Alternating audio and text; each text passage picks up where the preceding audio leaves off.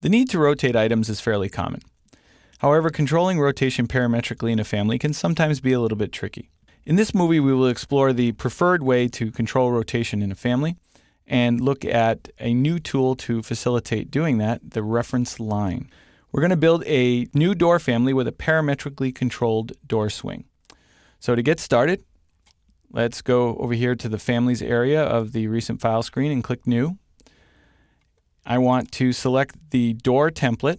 Okay, there is a door curtain wall. That's not the one we want in this case. We want to just use the regular door template, which will actually give us a wall-hosted door family. You can see here, here's a wall for us to get started with. And there is an opening already cut out of the wall. There's actually an opening object right here. A couple basic reference planes controlling the width of the opening and so on, and a label for interior and exterior. And interestingly enough, they actually include some geometry in the door family template. This frame and mullion extrusion. It's actually an extrusion that goes up and over the top of the door and down again, kind of representing the trim or a frame there. And you can see it's grayed out, so it's actually turned off in the coarse level of detail. Why they included the door trim and not an actual door, I'm not really sure, but that's part of the standard default template. Now what we're going to do is start laying out where we want our door to occur. We're going to do that by laying out a reference line, which is going to ultimately control the rotation. Now what's a reference line? A reference line is here on the datum panel, and it's similar to a reference plane, but it's a little bit different. It's actually an object with finite endpoints and integral work planes. So let's go ahead and take a look. I'm going to click on reference line here.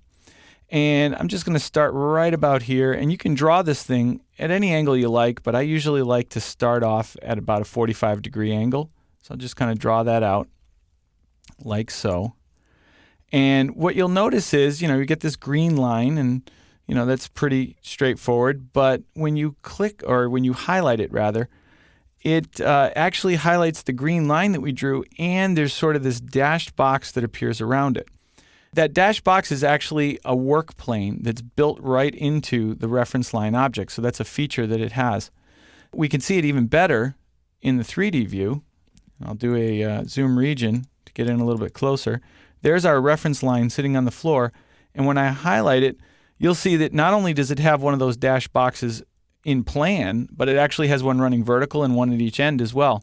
So there's actually 4 integral work planes built into this object.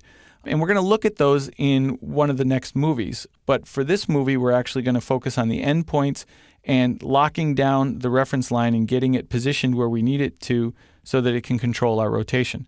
So this is sort of just a little preview of what's to come. Let's go ahead and go back to the floor plan view then and get ourselves set up for that.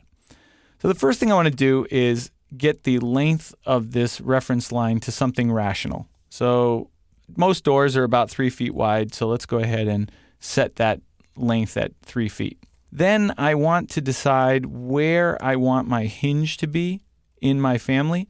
Now you could really put it here or here or here or here. It's really up to you. I'm going to use the right top side right here as the hinge point for the door. So I want to go to Move, start at the end point right here, and I want to move this reference line into position so that it is snapped directly to that corner. And if I zoom in really nice and close here, you can see that I'm exactly at that intersection between those 2 reference planes. So I've got a 3-foot long reference line, and it's attached at that point. What I want to do next is I want to make sure that I lock that hinge point in. I don't want it to go anywhere on me. So I'm going to use my Align tool. I'm going to pick this reference plane, and then I'm going to tab in here until it highlights the point. Now each time you tab, it's going to look for the edges and other things, but when you keep tabbing, eventually it will show a little blue dot, and that's the point right there. That's the end point, and we're going to select that and then lock it. And then we're going to do it in the other direction. Here's the reference plane. I'm going to tab in to the point, click it, and then lock it. So let's test that out.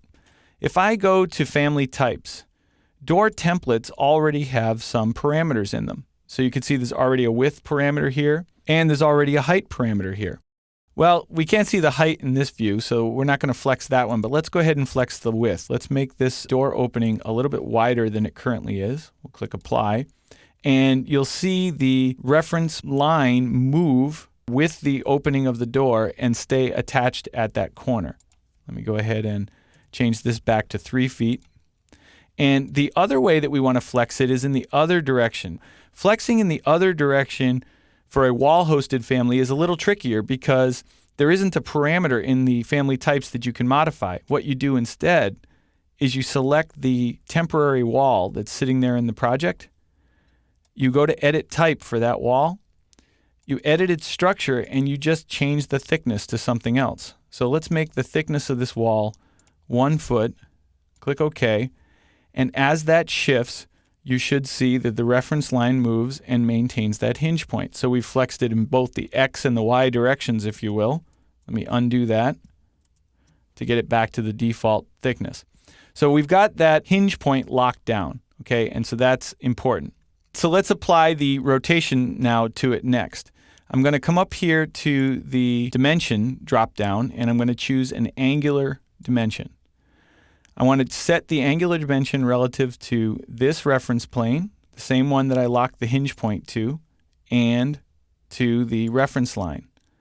So let's pull the dimension out here. Now, the dimension is currently reading 43 degrees. I thought I had drawn this at 45 before, which is what I typically like to do. That's my preference. But it's not a big deal because we're going to actually apply a dimension parameter to this and flex it, and so we can make it 45 when we're ready. So I'm going to go ahead and select this dimension, and just like linear dimensions, the way that we add a parameter to an angular dimension is to simply label it. So I'll just come up here, go to Label, and choose Add Parameter. Now you'll notice that there wasn't any choices on the label list. That's because this is the first angle type parameter that we've created in this file. All the other parameters in this file are length parameters. So I'm going to call this door swing angle. Let's just shorten that to swing angle. It's an angular parameter, and it's going to be grouped under dimensions, and we'll leave it type-based for now, and we'll click OK. So now we've got a swing angle parameter there, and let's go ahead and flex it and make sure it's working. Kind of move this out of the way a little bit. So let's try 75 degrees. Click Apply. See it working. Let's try 20 degrees. Click Apply. Let's go back to our 45, which was what we had wanted all along. That looks pretty good. Now let's just test it in the other direction. Let's make sure that if we move the width, it stays 45. Notice that the width is smaller and it stayed 45. Try another number in here. So you want to thoroughly test it in all directions before you commit, but it looks pretty good to me. I'm going to reset everything back to the defaults that I want and click OK. And so that is the best way, the best practice way to set up angular rotation in your family.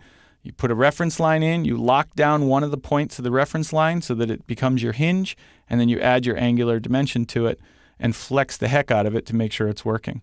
In the next movie, we'll go ahead and start adding some geometry to this thing so that we can start building a door out of it.